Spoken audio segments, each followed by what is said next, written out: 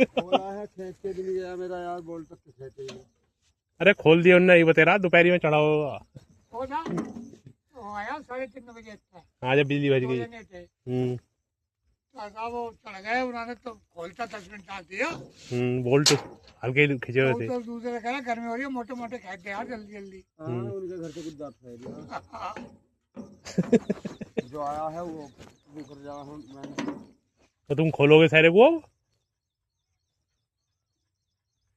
अरे इसे तुम खोलते रहो, इसे हाँ? इतना ऊपर तो जाओगे होश तो ले लोगे कुछ है, मतलब तुम्हारे सब काम तुम्हारे कहने से होंगे भैया, पसीने तले बीमारी हमारी भी तो है।